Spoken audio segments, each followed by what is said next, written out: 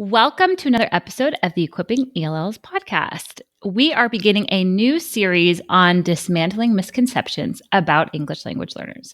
And in this series, we aim to challenge and clarify common misunderstandings that educators might hold about our multilingual students.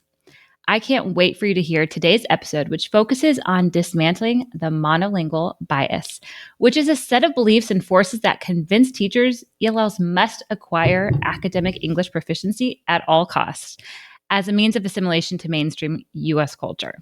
This topic is very near and dear to Dr. Ardell's heart, so get ready to receive, to reflect on your own practices, to implement and advocate after you listen in on today's conversation.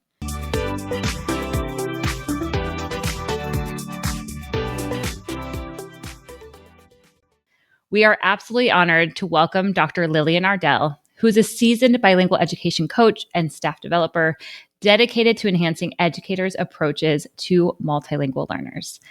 With extensive experience as a bilingual teacher and biliteracy coach, she excels in delivering research-backed, practical strategies for classroom success.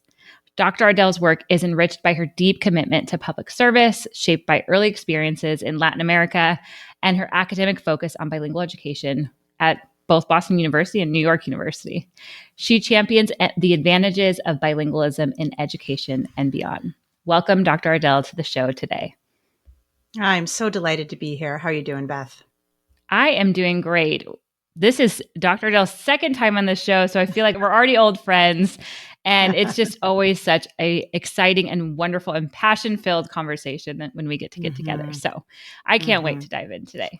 Like I've already prefaced, today's topic is going to be really discussing the monolingual bias. And I would love for you, I just kind of briefly gave a description, but I would love for you to elaborate on what the monolingual bias looks like in practice and how it influences teachers' expectations and instructional strategies for ELLs. Yeah. So you've already described what it is, and I'll say that once again. So Yes. The monolingual bias it's actually based on a set of toxic ideologies about language. So that's bucket number one. And these ideologies spin a narrative that teachers are meant to believe about urgent academic English proficiency and acquisition for English learners. And that's because there is a value in the US, at least, and I'm also finding an international context as well, to assimilate to mainstream US culture. So it's ideologies, academic English proficiency, assimilation. That's the algorithm. And it is based on a set of deficit beliefs and attitudes about English language learners. And if you don't mind, I would like to share a story. Yeah. This is a story that I share at the top of my keynote. I'm also a keynote speaker, and so buckle up and listen and see if you can identify with Zoraida in the story. So it was early October in an elementary school in South Brooklyn, and the school was gearing up to celebrate Hispanic Heritage Month, and I was in this school to observe Zoraida, who is an exemplary ESL teacher, and she was kind enough to allow me to observe her best practices supporting ELLs. And on that October afternoon, something bizarre happened. You see, as we were wrapping up our observation, we were in the hallway, and a monolingual teacher was quickly and quite aggressively approaching Zoraida. And Zoraida turns to me and braces herself as Susan, this woman, arrives, catching her breath.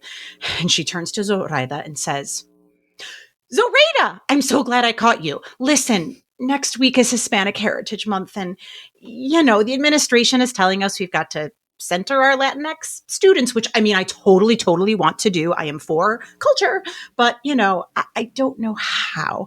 And, well, you're Spanish, and I figured you would have some ideas on how to help me. So could you just tell me something to do, please?" Okay. So Zoraida is calm, but firm with her response. And she turns to Susan and says, "Hi, Susan, you teach 5th grade, right? And you've got many intermediate and advanced ELLs.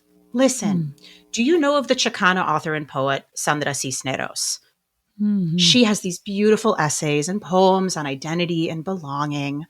Give them to your students. Have them talk in small groups. They can discuss themes of belonging and identity.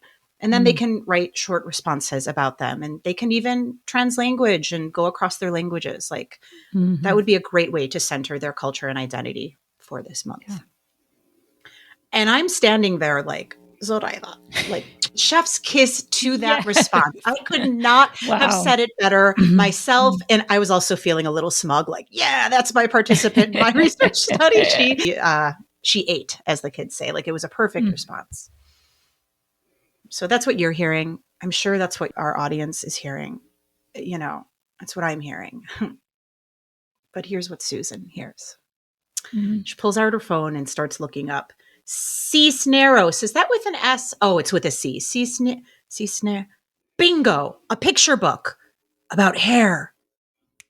That's what I need. I need to do a read aloud, and I'm going to give them a coloring activity about their hair. So right now, essays? These elves can't read essays, you know. They're so far behind. I don't need to tell you. You're the one testing them. So yeah, I just think that the picture book is a better solution. Oh my God, thank you for your advice. Truly, I don't know what the school would do without you. Toodaloo, you know. And off she goes. And so Zoraida, I mean, I'm stunned and having my own reaction. And then I look at Zoraida, who just is deflated.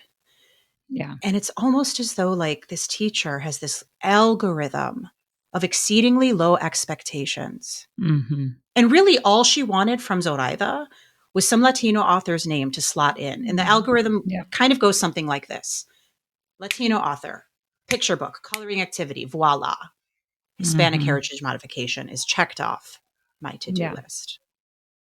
So, you know, I check in with Zoraida. I'm a qualitative researcher. This was an opportunity in many ways for me to clock what is it that happens. So I say, do you have these types of exchanges often? And if so, what's going through your mind? And she says to me, Lillian, the monolingual teachers always see my L's through this deficit lens. They're constantly whining, complaining.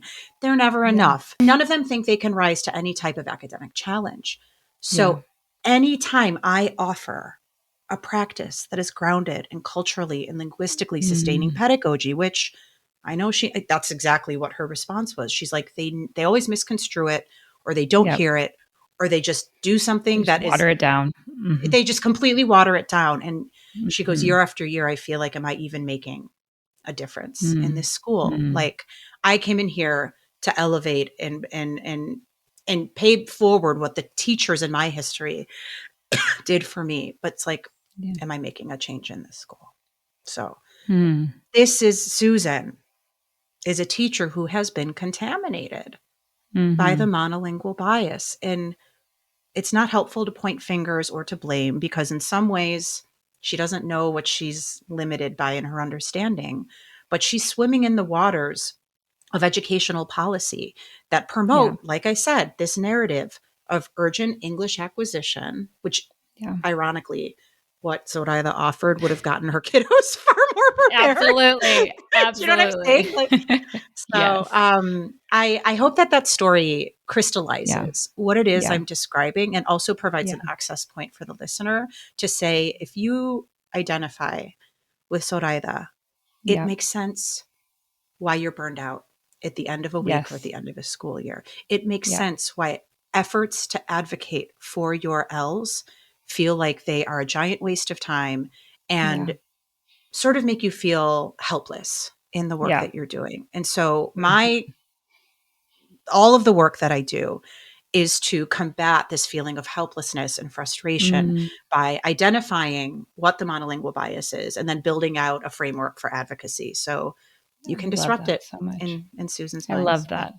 And I know that every person listening, you know, probably is having a Susan that's popped into their head. And even to just take that a step further, you know, not like you said, we're not pointing fingers, but I think even to take that step back and see the policies from administration, from state, from the government that are being implemented. I mean, just this week alone, we were on a call with a school that's in Virginia. And not to get into this, but they just said, we have been told that as a state, we had 11 semesters to get our students proficient, 11. They've now brought that down to three semesters to What? get them proficient. Yes. And so this is exactly the conversation that we need to have, because this is coming from top down, which that's never going to happen. I mean, that's where then you have teachers who are frantic and overwhelmed and just not doing anything that's best practice, that at the end of the day, if they would just actually do what's best, their students would grow, because it's supporting them as who they are. And so it's just, I heard this and it was just shocked. And even these administrators are wanting to, they know that's not going to happen. They know that's not best Yeah. practices, but this is what they're being told. And this is how they get their funding. And so you just see these, just these tugs of, we know this isn't best. And I think a lot of homeroom teachers too now are starting to see, this isn't best. This isn't, I want to support this child, but how do I do that when I'm doing all these things and I'm not, so I think this is such important work to really create this framework where we disrupt the conversations that are happening, that we advocate for these students and really create spaces where, like Europe or so many other countries where it's actually looked down upon if you only know that one language. It's like expected that you know 3, 4, 5 languages. That's just part of the culture. And so how can we create that in, the United States, in our classrooms, where this is a superpower. This is an incredible asset. And our students bring so much into our classroom. So I can't wait to even keep going. I feel inspired by, and I hope the field takes up in terms of this intellectual property that I'm putting out there, is the deep ties to assimilation narratives. Like we really, I remember as a rank and file teacher, not hearing the A word, like hearing assimilation on the lips and minds of the people I was working with. But for certain, that is motivating immigrant families to opt into English only sink or swim programs and not choose dual language programs for their students. For certain, it is giving all of those excuses. The story that you just gave me, I mean, that is dripping with monolingual bias top to bottom, right? Oh yeah. I mean, for sure. But this thought that like we'll go from 11, which is sensible, to an impossibility, and then they're protected by this glittery outcome of English proficiency that they think that by pressuring teachers, but it will all be worth it. The means will justify the ends. And like, that is a lie. It's a myth, right? Where this is a series about myths that we hold around these students, and everybody suffers. And we care deeply about our learners, of course. I care most about the teachers that I'm working with, because it's where the rubber meets the road. They're the policy implementers. And frankly, we don't have schools operating unless they're staffed with teachers that are getting rest, that feel like their voices are heard, and that feel like they are in positions where all that they've learned and pick up are validated, that they're seen as professionals. Yes. 100%. So let's keep going on that word, assimilation. Let's talk about, how does the emphasis on academic English proficiency as a means of assimilation impact ELL's cultural identity and their ability to thrive in a diverse learning environment? I have a long and windy relationship with academic English myself. I really do. Really, it's something that when I learned the concept and I started to study practices and methods that would build academic English skills in my learners, I felt really empowered and I felt excited. And for me, because I'm such a culturally, linguistically sustaining girly, I actually never saw driving towards academic language as in competition with rich cultural books. I also knew I was in a dual language program where I was building that skill set in Spanish and building towards biliteracy. I had strong oracy practices.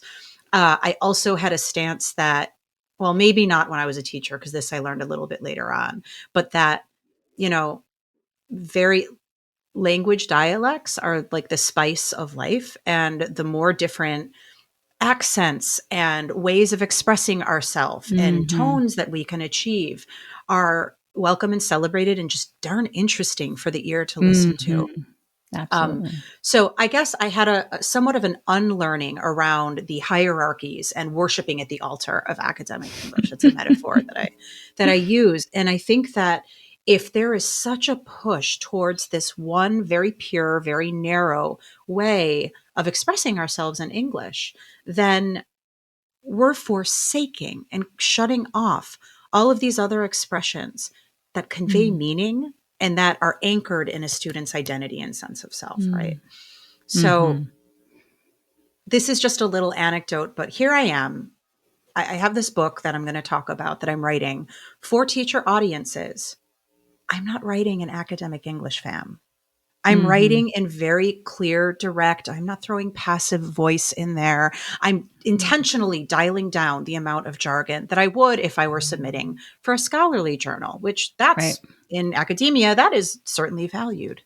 But let's Yeah. get real. Like the communication skills that we need for 21st century and for how we're getting things across. Academic English isn't Mm-hmm. even, it's not that it's dying, but it's just there is a certain domain where it's going to be Yeah. valued. And I think learning about competence and directness and having an expansive range, perhaps, of words and structures to get us there Mm-hmm. will, I don't know, will make more sense for speakers and for Yeah. linguistically diverse children. And honestly, for me, doing more contrastive analysis and studying the heritage or the home language with the new language like English Mm-hmm. is building more of that metalinguistic awareness that we spoke a lot about on the first podcast. And Mm-hmm. I'll try to, I like to sprinkle a number of doable disruptions whenever I talk about I love this it. topic. Yeah. Mm-hmm. So, one doable disruption is to build a meta language mindset and to think about if academic English is something that you care about and it's something that, frankly, your standard is, then how can you build in these meta linguistic moments of Mm-hmm. comparing certain structures to maybe the heritage? Or if this sounds a little bit more conversational, what would be the more academic way of doing it? And then doing your Mm-hmm. level best, not to show more value towards one, which maybe sounds completely impossible, but Mm-hmm. really doing some unlearning and then showing beautiful different genres where different voices and ways of expressing like characters and talking Mm. about science textbooks and like maybe under doing sort of linguistic analyses like that. I'm going all over the map, Beth, but I No. think that there is a way to do the work of academic English proficiency and not forsake students' cultural and linguistic identities. Yeah. Nelson Flores has a bunch of beautiful work. He calls it language architecture. And I love I'm that. really inspired by some of his work, where you think about students engineering sort of their linguistic repertoires in Mm. schools, and that could come from any of the the language and experiences. And then I'm hearing a friend of mine, Lily Padilla, who works with Mhm. nonverbal bilinguals. And she's like, what about the Mhm. nonverbals, Lil? And so that's not scholarship that I sit with a lot, but we have to be sensitive to Mhm. those that are verbally communicatively challenged and what that also Yeah, looks like and not hold deficit perspectives about them as well. absolutely. Wow. So many things to just sit and think about right there. And, I even am reminded of my experience of learning Spanish and, Mm, 10 years of learning Spanish from seventh grade all the way through college with a minor in it. And guess what the focus was on? Academic. I could conjugate every verb. And when I moved here to Panama, I couldn't speak at all. mm, And so at the end of the day, I keep thinking about that. Like, what's our goal as teachers of yeah. multilingual learners?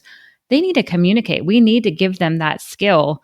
And like you're saying, that cultural piece where it's beyond just, straightforward communication, but you realize as you engage, like as I engage with Spanish here in a different culture and Hmm. I'm learning different nuances, different slang, different things that I would never have learned in a school setting, but really are the pieces that make the cultural come to life, that make my understanding and be able to engage in conversations and relationships. Is just really an incredible piece of culture. And so I think, that just made me think of that situation here where I've really had to kind of forget about the academic side that I learned because conjugating verbs in a conversation is not doing me any any good because they're already moving on with the conversation. So I've had to learn how to just listen and flow and, pick up all these nuances and really start to engage with Like, conversation here. did So academic Spanish help you feel like you belong in this country? no, Or no, or did communicating with people and picking up the ways exactly. of and the gestures and some of the Yep. nuances, that's going to open a few doors for you to feel like you Exactly. Yep. belong. And it's worth noting also that um, colorism and racism and all of these other pieces of a child's identity are Mm. deeply intertwined in how Americans, how US people think Mm-hmm. of and consider whether or not a brown child in a bilingual program actually has language. So Mm. here's some other sound bites that you'll hear. Well, they just don't know Mm-hmm. the language. They don't Mm-hmm. have. Sometimes they'll use the verb. They don't have a language. Oh Yeah. no. Just eliminating. Just erasing their Yeah. communicative competence or anything that like they're a complete empty vessel. And Yes. Jonathan Rosa is another scholar that I like to bring up. He has this construct called the discourse of languagelessness. The discourse of Mm-hmm. languagelessness was this exactly what I just said. Yeah. They're these empty vessels. They come to us with nothing. Pobrecito, poor things. It's our Mm-hmm. job to fill Mm-hmm. it, and we're going to fill it with phonics because surely before American things. academic language, we've got to get them Yeah. decoding. And there's this real like, I mean, it's Mm-hmm. all so. I return back It's to this very true. set of really scary beliefs and attitudes about Yeah. what kids don't do or have. Mm-hmm. Yeah. And anyway, it can feel bleak. Yeah. and and and It's an if you onion that you keep peeling back and you're like, okay, how do we or keep going even with our this? second But and third generation heritage speakers in the US that have yeah. meddling Spanish because it was ripped away from meaningful Yeah. bilingual growth in their lives where they're having to learn academic Spanish to get their certifications. Yeah. And then other people being like, well, I hate it. My heart breaks when I'm speaking in Spanish to another friend and they're like, Mm-hmm. pues hablas mejor español que a mí. And I was like, the US system has failed you. I Like know. it shouldn't be that way where me with my Yes. white body got to opt into learning another language and go to other countries because I Mm-hmm. have citizenship and I can travel freely around the world. Like, Mm. so it's just deeply political. I know you know this Yeah. and so do our Yeah. listeners. And it's everywhere. And people that are like, I don't want to rock the boat or I don't want to, I'm going to lose my job if I make too much of a fuss. Like I'm talking Mm. to you. I'm asking you to Mm-hmm. think about, do you teach within your values if you Mm. are having to continually make sacrifices on what not only do you know is best practice, but what your intuition tells you Mm. feels is not great for your Yeah. students? Like when I talk to teachers, they all tell me that they came to teaching from some type of spiritual calling.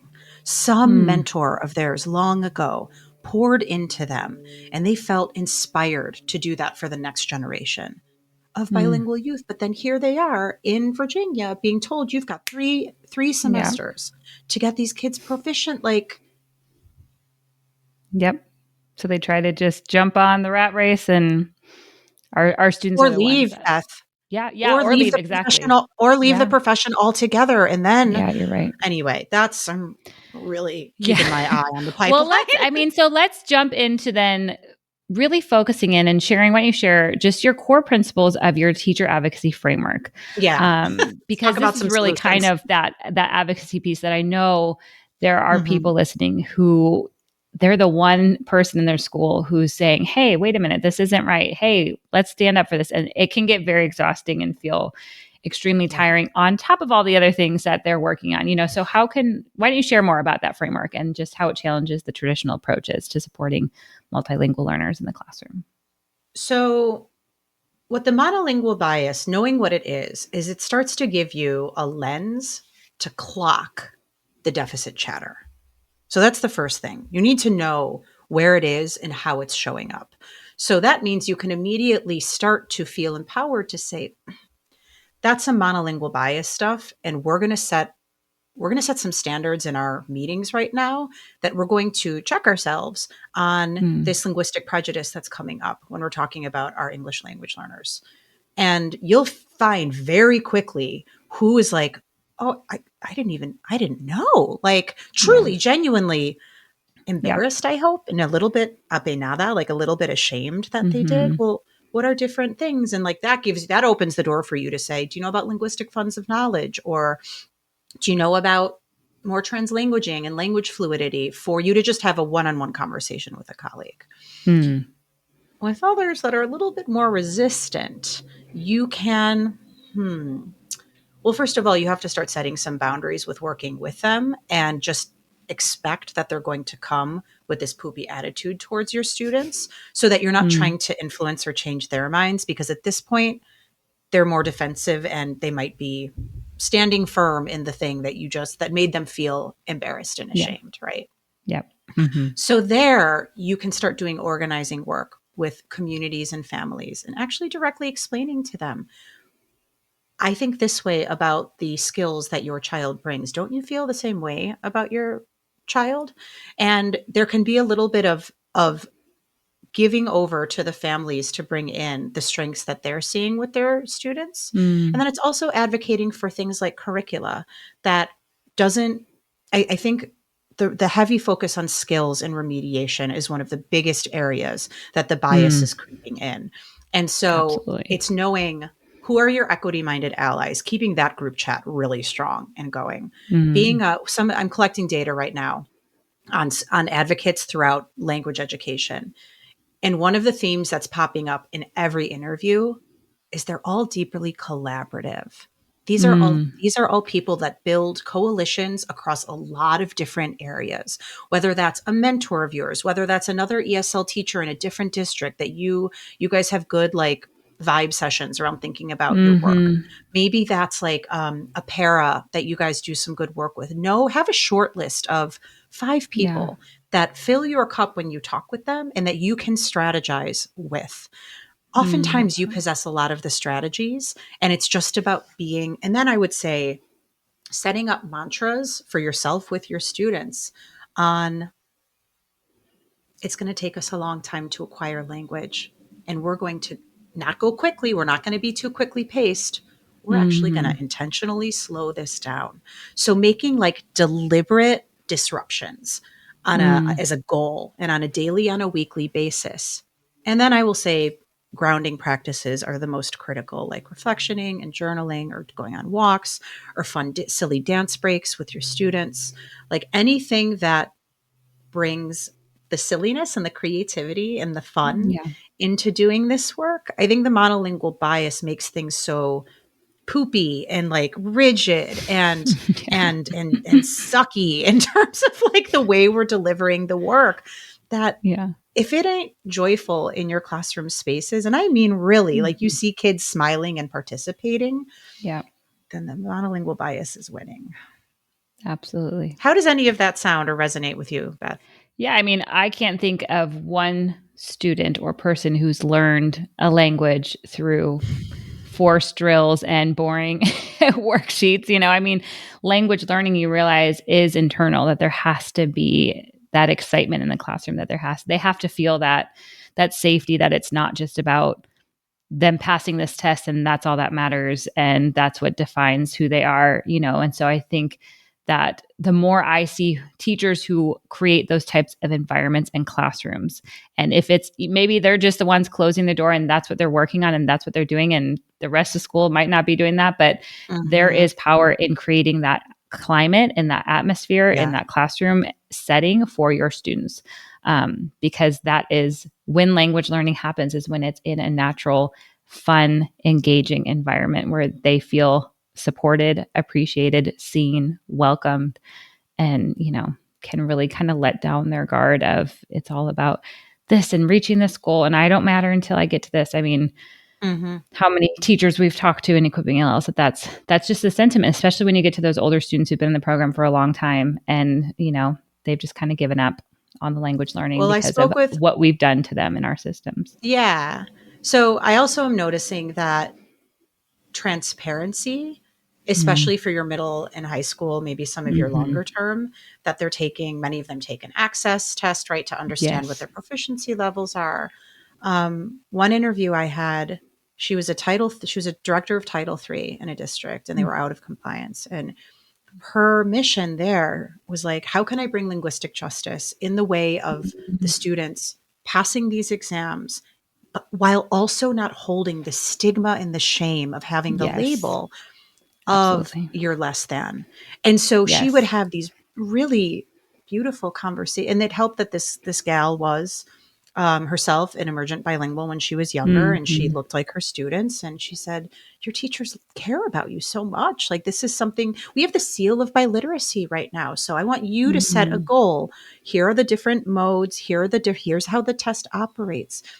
And she just like and the administrator white knuckling. But if we tell them, they're gonna feel more embarrassed and ashamed about and she's like, but no, like, you can't build trusting long-term relationships with your community if you're hiding things from Totally. them. And I was just like, yes, being direct, being transparent, that's kind, that's clear, Yes. that is, and then it's empowering, because I was going to then say, if they rise to if that.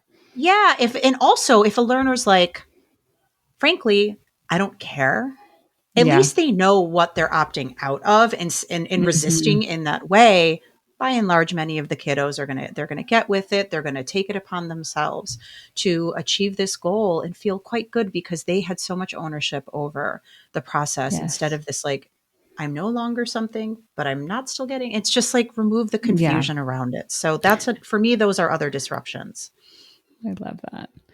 Well, we're running out of time here, but why don't you Mm, share just maybe a few more practical steps or mhm. even a few more disruptors, if you want to share, Sure. that our listeners can take to shift away from the monolingual bias and really adopt practices that prioritize equity, inclusion, and the unique strengths of our multilingual learners? Yes. Well, start using the phrase linguistic justice. Like, Mm-hmm. start actually using that term, because that's what we're organizing for and talking about. Linguistic prejudice. Um, Identifying in moments where you see it in a policy, or where you hear that a staff developer is talking through a deficit lens, and raise that hand and say, I'm learning something new. And I don't think that this is really taking for account all of the strengths of our students. And then look around the room and see who's like, oh, she said that. Or, but again, and before you're so bold, I mean, I'm a bold person, so I would have no problem doing that. But if that ain't your style, throw a little message to your group chat of your equity minded. Again, like, I keep going back to the friends you have that are on your side, and be like, can you believe what this staff developer just said? And then a little strategy and a plan for how are we going to disrupt behind the scenes on this thing that they just did? What are the little breaks that we can make? Something also with your students. Um, I mean, I taught second grade. I believe that I could frame this idea very deliberately for my second graders and Mm-hmm. build it as, we are going to do beautiful, disruptive things in this class, and then start to study hell, good old Sandra Cisneros or Gloria Mm-hmm. Anzaldúa, and go back to some of the heroes of Chicano literature, for example, and see how they used poetry and art and creativity in their learning and development. Not having culture and holidays and all of that be a supplement, but really being in the fabric of the work that you're Mm. doing, bringing the families in meaningful ways to learn with and Love learn that. from. These are all those culturally sustaining practices that you are trying to advocate for. Straight up do them. Mm. And find ways to cut out Yeah. parts of the curriculum that don't align with your vision of best practice and what's Mm. right for your learners. And I'm a Mm-hmm. little bit of a shoot first and ask questions later girly. Like, No, I try, can see that. you could, yeah.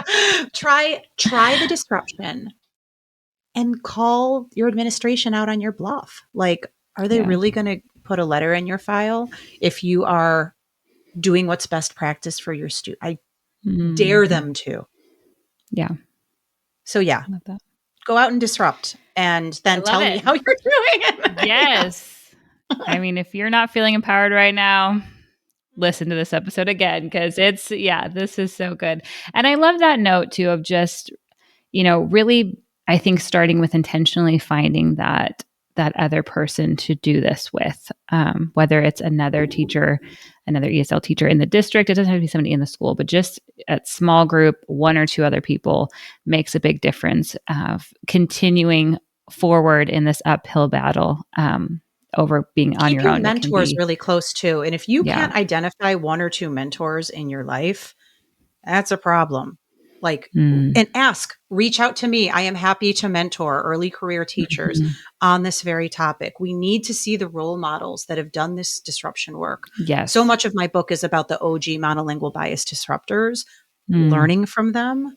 And I want to circle back to sweet clueless Susan, because I do like a thought experiment where I'm like, how could that have gone a little bit differently? Mhm. And so, in another version of that story that's more imagined, I actually interject there and I introduce myself to her and say, I want to share, Susan and Zoraida, I want to share a few quotes from Sandra Cisneros, where she talks about her bilingual practices that are playful and Mhm. humorous. And she has this one quote where she talks about, I like to play with the literal translations between English and Spanish in my writing. And I do that so that the Spanish readers will clock it as familiar and the Mhm. English readers will be a little bit startled. Like, how funny Yeah. do Tio Gordo or Uncle Fat Face or Tia Blanquita, anti white, light skinned? I mean, like, yeah, and so Mm. then I watch as the truth of Cisneros' provocative genius just washes Mm. over Zoraida. But Susan looks like really confused because Mhm. I'm introducing her to what a poet laureate, Chicana author thinks about when she thinks about literacy and bilingualism.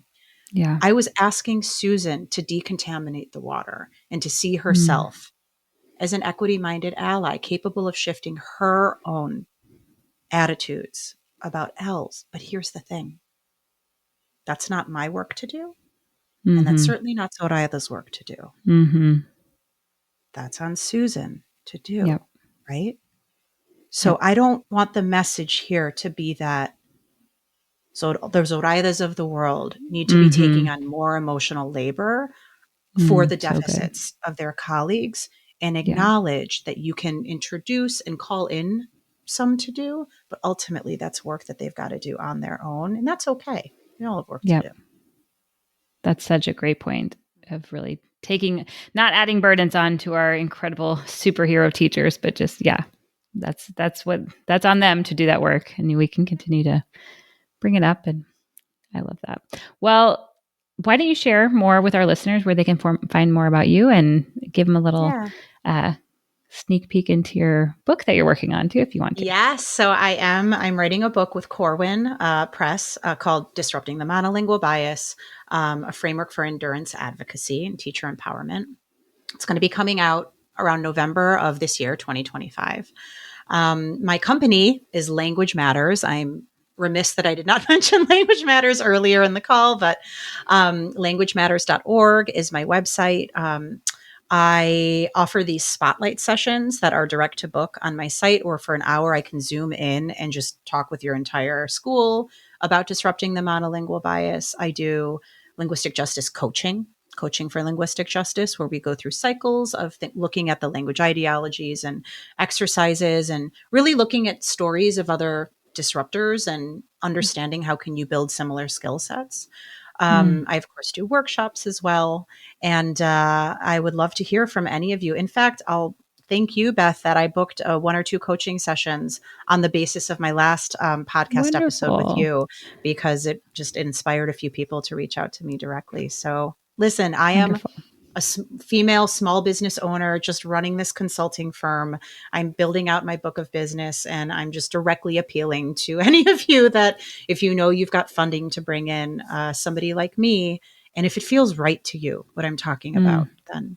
And also on Instagram, I'm at Language Matters, and I know you'll promote there. So that's it. Awesome. Well, we will definitely put some of those links in the show notes so that, those who are just really want more from you. You have so much to offer and such an incredible asset to the community. So thank you for all the work that you are doing. Thank you for your time today. And this is just really the tip of the iceberg. I can't wait to read your book when it comes out and continue to learn more from you. So thank you so much. Cuídense.